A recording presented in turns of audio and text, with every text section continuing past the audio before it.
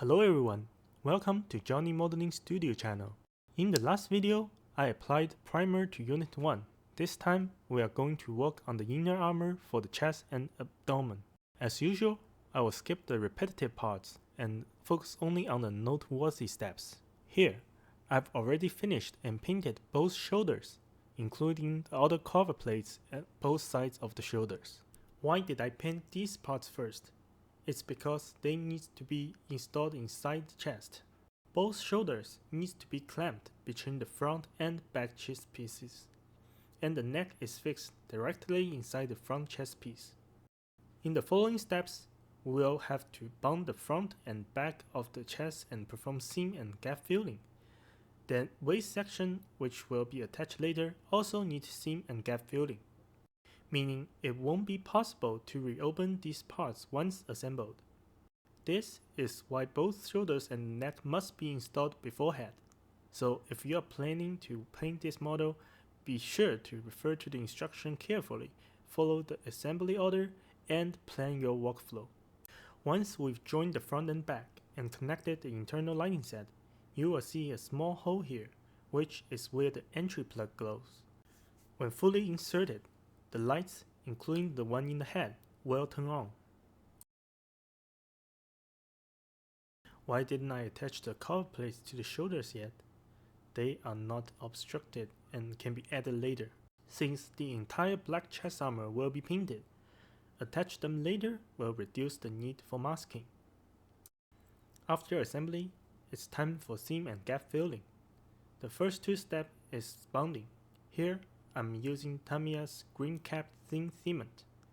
After applying cement to the joints, I press the parts together tightly. The parts are too large for clamps, so I'm using hand pressure until the glue dries completely. Once it's dry, I lightly sand the area to remove any glue residue. This isn't essential, but I find it helps me observe the bond and sets the depth of any gaps for the next steps. For the two larger, deeper seams at the top, I use CA glue to fill them. CA glue hardens quickly, especially with an accelerator. I'm using Despace CA glue and accelerator, just what I had on hand, not an advertisement. First, I apply this accelerator, then the CA glue. Even though the accelerator seemed to evaporate quickly, it still works effectively.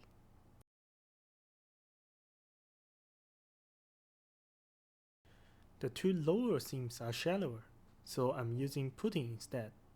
While putty doesn't harden as fast or as strong as CA glue, it's easier to sand and apply without dripping.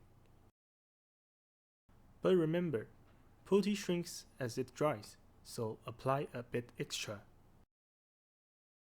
After the putty fully dries, I trim the excess with a hobby knife.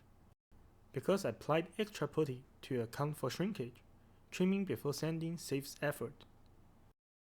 Then, I sand with a sanding sponge because it is a curved surface. Using a water-dipped magic sponge to help with dust control and prevent too much water mass compared to traditional wet sanding.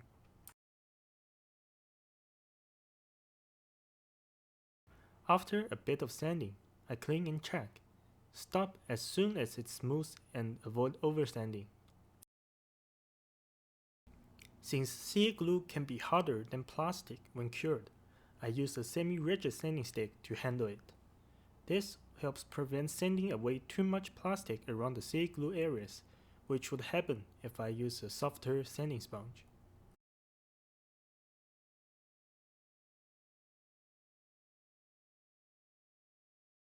Once smoothed, I use finer sandpaper to finish off, starting with 600 grit, then 800 grit to refine the surface for painting.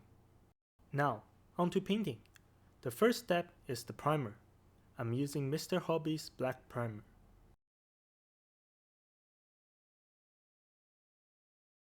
Only prime the exposed areas to save paint and avoid affecting fit with excessive paint on the joints.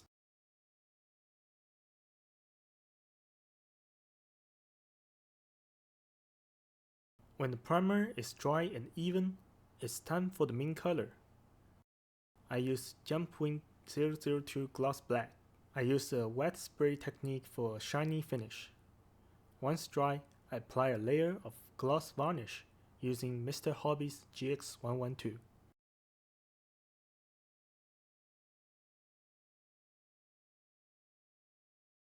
Next is the waist.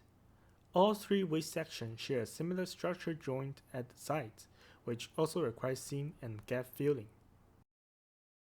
Before painting, I mask any previously painted areas. Then, after sanding, primer, gloss black and gloss varnish, the first waist section is complete. The second waist section follows the same process. The third section is similar, but it includes the hip joints, so there are more areas needing seam and gap filling, but the method is the same. Once all sections are complete, we have the finished product. I will skip the unmasking part here. This is everything for this episode. In the next video, we'll be doing the exterior armor. See you in the next one. Don't forget to like and subscribe.